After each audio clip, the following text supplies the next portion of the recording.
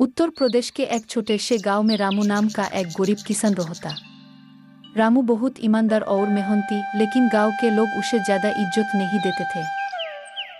रामू बहुत मेहनती इंसान, वो किसी का बुरा नहीं सोचते थे। वो इसलिए सीधा साधा एक छोटे से घर में रहता, कोई भी उससे बात नहीं करता था।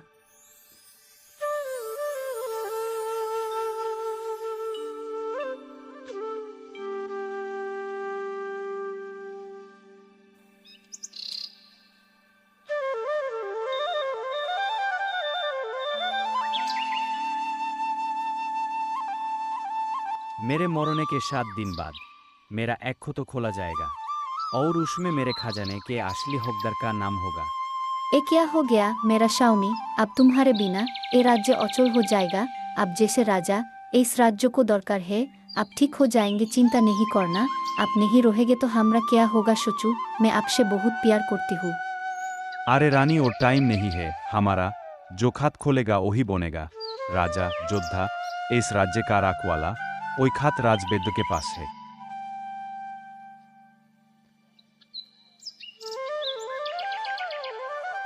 राजवीर ने धीरे धीरे लिफाफा खोला।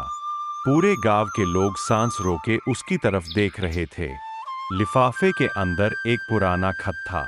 कागज इतना पुराना था कि उसके किनारे पीले पड़ चुके थे। राजवीर ने कांपते हाथों से खत खोला और पढ़ना शुरू किया।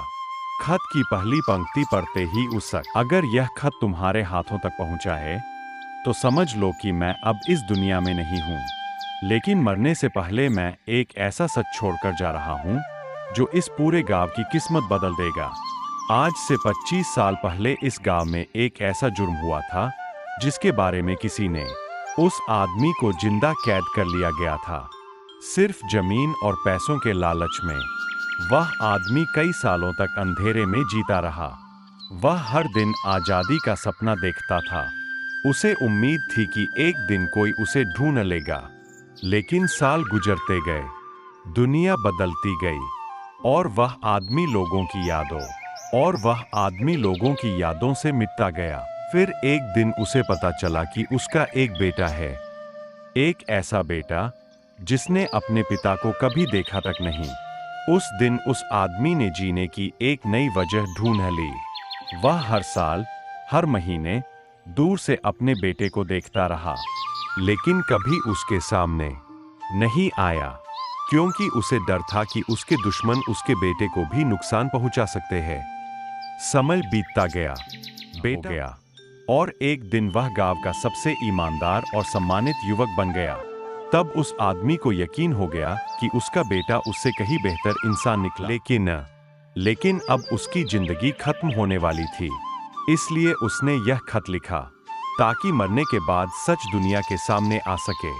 और अब समय आ गया है कि मैं उस बेटे का नाम बताऊं। यह पढ़ते पढ़ते राजवीर की धड़कन तेज हो गई। पूरे गांव में सन्नाटा छा गया।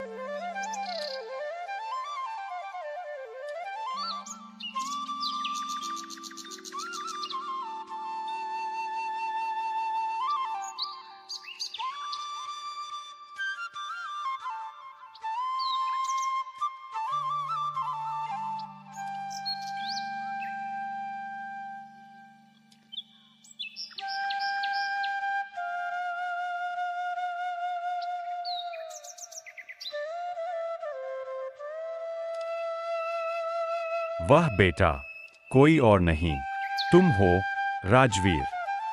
यह पढ़ते ही राजवीर के हाथ कांपने लगे। उसकी आंखों से आंसू निकल पड़े। पूरा गांव स्तब्ध रह गया। किसी को विश्वास नहीं हो रहा था कि इतने वर्षों से छुपा हुआ राज आज सबके सामने आ जाएगा। राजवीर ने खुद को संभाला और, राजवीर, मुझे मालूम है कि यह सच तुम्हारे लिए आसान नहीं होगा, लेकिन मैं चाहता हूं कि तुम पूरी कहानी जानो। 25 साल पहले मेरे अपने भाई ने मेरे साथ विश्वासघात किया था। उसे मेरी दौलत चाहिए थी। उसने कुछ लोगों के साथ मिलकर मुझे रास्ते से हटा दिया।